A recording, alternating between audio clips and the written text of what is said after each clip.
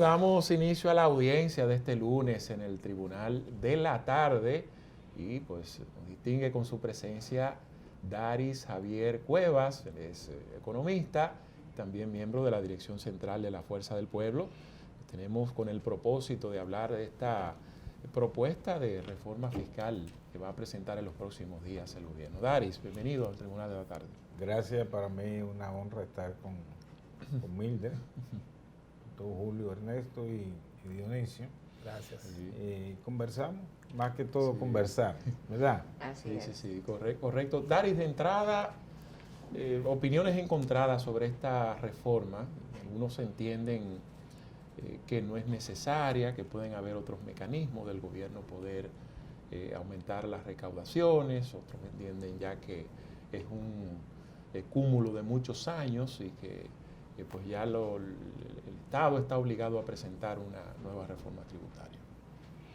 Bien, bueno, tú lo dijiste bien, una reforma tributaria, no es una reforma fiscal, porque estamos hablando de concentrarnos en los ingresos, en los tributos. Pero el gobierno como tal no ha presentado formalmente una reforma, y yo lo que veo es una costumbre que se ha hecho en el gobierno de filtrar cosas. Esas filtraciones entonces permiten conocer de manera gradual cuál es la reacción que pueden tener la población en eso, pero aquí, como yo digo... Es para ablandarlo, don Sí, Dario, exacto, o sea, sensibilizar y ablandar. Después usted dice, bueno, iba a ser de 30, la pusieron de 20. Sí, entonces, apenas fue de 20. Apenas fue de 20. Entonces van midiendo la reacción de la población en determinadas cosas, pero el gobierno como tal no ha hecho una propuesta formal, no ha dicho qué es lo que va a hacer. Entonces, de la forma en que se dice, uno va deduciendo algunas cosas, y lo único que en el gobierno se plantea es aumentar las recaudaciones. En sí eso ellos han sido claros, aumentar las recaudaciones.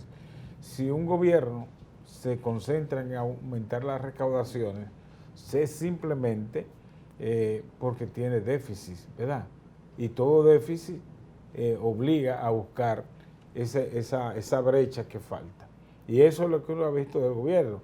Y bueno, Julio automáticamente dijo de una reforma tributaria, y es cierto, se le puede llamar así, porque cuando tú hablas de una reforma fiscal, tú estás hablando de movilizar el gasto de calidad, gasto en educación, salud, política social, y el gobierno no ha hablado de eso. El gobierno ha hablado de aumentar los ingresos, la necesidad de aumentar los ingresos. En consecuencia, la vía tradicional que tienen los gobiernos son los tributos, ¿cierto? De forma ya técnica, como especialista, como economista, ¿cuáles podrían ser los nichos que el gobierno pudiese utilizar para aumentar sus recaudaciones sin cargar más a los sectores que de hecho ya siempre están supercargados, como es la clase media?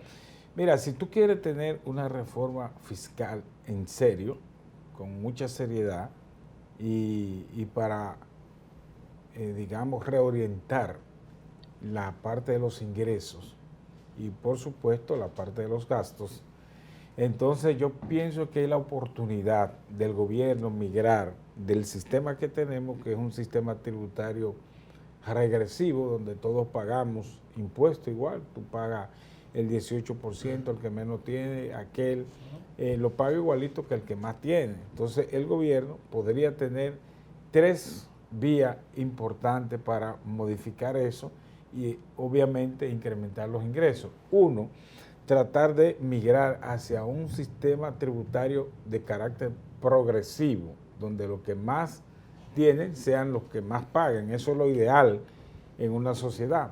Utopía. El segundo, aunque sea una utopía, pero es la mejor vía para tú aumentar las recaudaciones.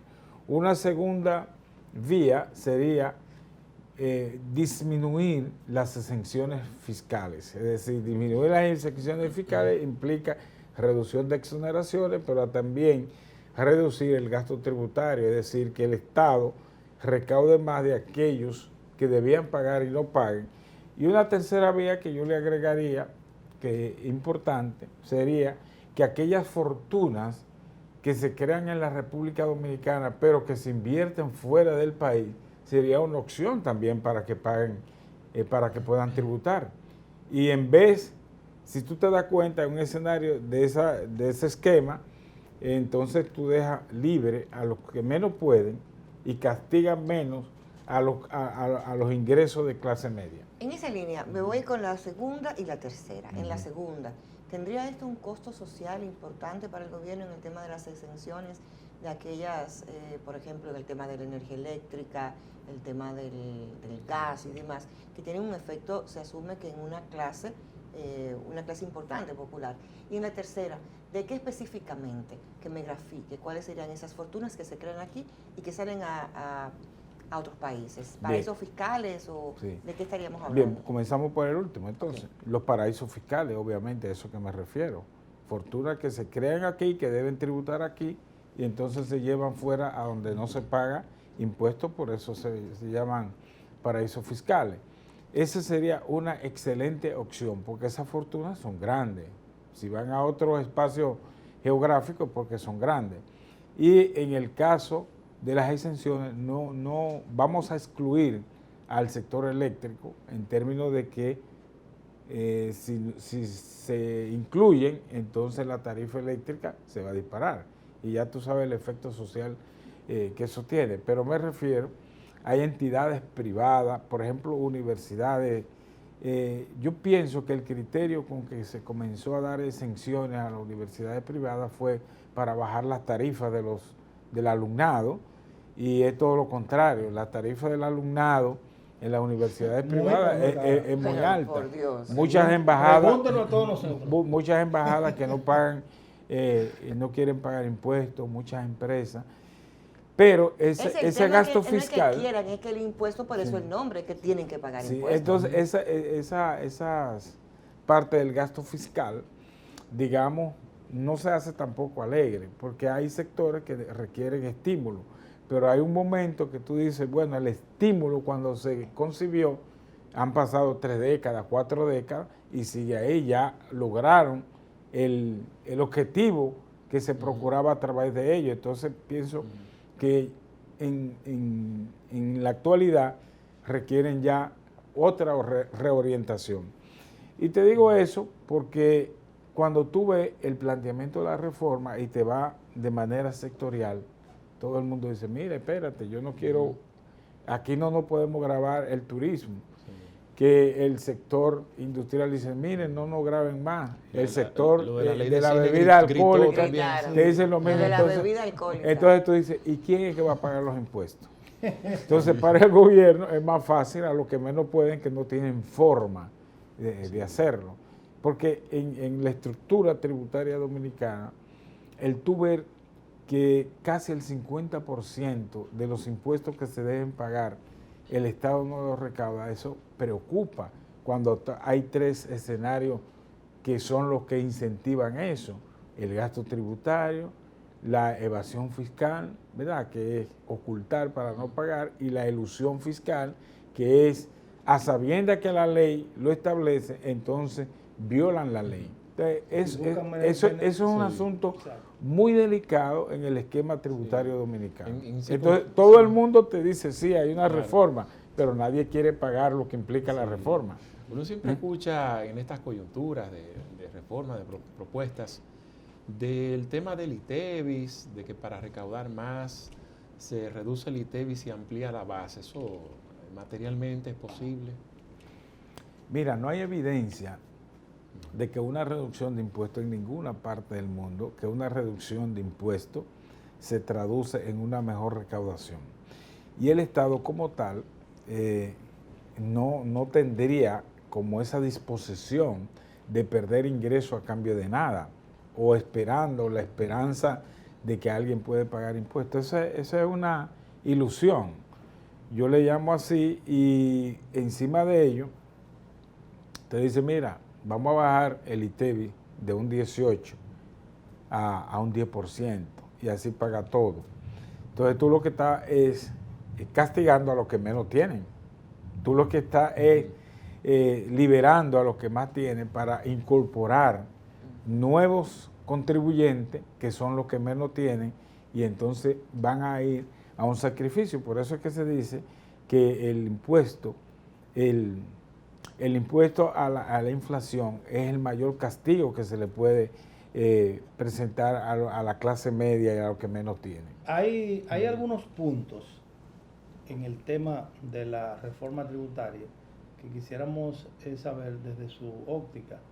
Primero, si es un nicho importante para reducir los gastos del gobierno, la eliminación o la reducción de la matrícula de los legisladores, en este caso los diputados. Y segundo, si diríamos nosotros que sería significativo esa reducción con la eliminación de los diputados. Mira, tú agarras 53 diputados, que es lo que se ha planteado, ¿verdad? Tú dices, vamos a sacar 53 diputados del Congreso. ¿Cuánto gana cada diputado y cuánto reciben de exoneración? Eso no te resuelve nada. No, eso son... Tú multiplicas, ¿cuánto que gana un diputado? Recibe como 325,000. Al año ¿verdad? son 250 millones. Entonces, más o menos por ahí. Entonces, agrégale a eso la de exoneraciones, digamos, ponla en 5 millones o 6. Tú la multiplicas por esos 53. Cuando tú sumas, eso es insuficiente. Eso es insuficiente. De repente, mira, la mala imagen que se ha creado con algunos legisladores hace que hasta la gente repudie el Congreso. En algunos países le llaman la casa de los vagos. Sí, legisladrón. Sí, exacto. Entonces, sí, es cierto, en algunos países. Entonces, por eso crea aplauso, un populismo de repente, pero eso en nada resuelve. Yo pienso que más que reducción de la matrícula de legisladores, lo que hay que hacer es un filtro de quienes quieren ocupar una legislación. Porque es casi vergonzoso que nosotros como ciudadanos electores nos digan fuera del país o dentro del país que a un legislador dominicano lo conducen por cualquier tipo de conducta a un tribunal o que lo condenen aquí o fuera del país por una inconducta. Porque se supone que un legislador debe ser un ejemplo de la sociedad en el entendido que el legislador forma parte de la construcción y elaboración de las leyes que se hacen en la nación para dirigir la sociedad. Entonces, de ese punto de vista, yo lo que entiendo que lo que debe plantearse un filtro para quienes pueden aspirar a ser legislador. Pero ese filtro iría de manera muy íntima al tema de los recursos de campaña, porque todos los partidos políticos, lo que buscan son legisladores que puedan no solamente pagar sus propias campañas, sino también contribuir con otras campañas. Sí. Entonces, en esa línea, me gustaría, usted dijo al principio de la conversación, casi así como de soslayo, cuando un gobierno se encamina a una reforma tributaria o fiscal es por un tema de déficit. Claro. ¿Por dónde entiende usted que pudiera rondar el déficit en el caso del supuesto lo que usted plantea de este gobierno? Bien, mira, ustedes están en los medios de comunicación, yo estoy pendiente en los medios de comunicación, participo de una u otra manera y no somos ciegos. Hubo un exceso de gasto en la campaña electoral, al menos yo no lo había visto, ¿verdad? No había visto tanto gasto excesivo hasta para un senador del Distrito Nacional o por cualquier provincia. Yo visité varias provincias y veía gente que no sabían ni construir una palabra para dirigirse a los electores, pero en base a impulso de recursos que nosotros pagamos como impuestos, esas personas se promovieron y hasta salieron electos. Esa es una. Y lo otro es que el gobierno, todos ustedes saben, que hasta tuvo la osadía de tomar por adelanto la reformulación del contrato con Aerodón. Y de eso hubo inmensa cantidad de dinero que se fue incluso transferida a la cuenta presidencial, una cuenta que no es auditada. Entonces, ¿para qué se usaron eso? Entonces, ese es lo que está explicando en una alta proporción el hecho de querer plantearse una reforma hay evidencias fiscal. de que esos fondos fueron a la cuenta presidencial? Sí, porque el mismo gobierno lo registró así. Porque desde el principio, en la locución del presidente con el tema, se habló de que incluso se le puso en montos a las obras que se iban a construir con ese dinero. Y Dionisio, ¿cuántas obras han iniciado después de ese anuncio? En ese sentido se ha iniciado lo de, pienso que se inició lo del pintura, que veo que están trabajando, que fue una de ellas, pero las demás no se han iniciado. Pero era para el aeropuerto, porque era un contrato de Aerodón. Sí, ¿Me sí. entiendes? Tú sabes que hay un tema que me gustaría que no se quedara fuera, y es precisamente con el tema de la recaudación. Se quiere más dinero, se hace falta más dinero, obviamente, por lo que usted acaba de señalar y otros puntos más, pero el tema del anticipo, que la gente está al grito, sobre todo los medianos y pequeños empresarios de la República Dominicana, y el cobro del anticipo. Eso obviamente que será un dolor de cabeza para el Estado deshacerse de esos recursos, porque lo que tiene el Estado es que necesita recursos, no dejar de percibir recursos. Sí, pero ya el anticipo, como se concibió originalmente, ya cumplió su rol. No tiene razón de mantenerlo. Obviamente, comparto lo que tú dices, que el Estado desprenderse de recursos no es tan sencillo, pero estos recursos, el Estado, digamos, lo estaba haciendo sin que las empresas tuvieran un cierre final, sino un adelanto. Entonces yo creo que si queremos motivar a los emprendedores, una forma de hacerlo es el anticipo, suspenderlo o hacer una gradualidad de desmonte. Igual, para la reforma fiscal, si hay una necesidad, yo pienso que el gobierno puede hacer, si se necesita, en algunos casos hay que corregir, porque toda reforma, el objetivo de la reforma son corregir las cosas que no están funcionando bien e incorporar otras cosas para que funcione mejor. Ese es un objetivo fundamental de cualquier tipo de reforma. Entonces, el gobierno muy bien, si está empeñado en institucionalizar y mejorar el sistema fiscal del país, incluyendo lo tributario, entonces el gobierno muy bien puede hacer una reforma diferida. ¿Qué significa una reforma diferida?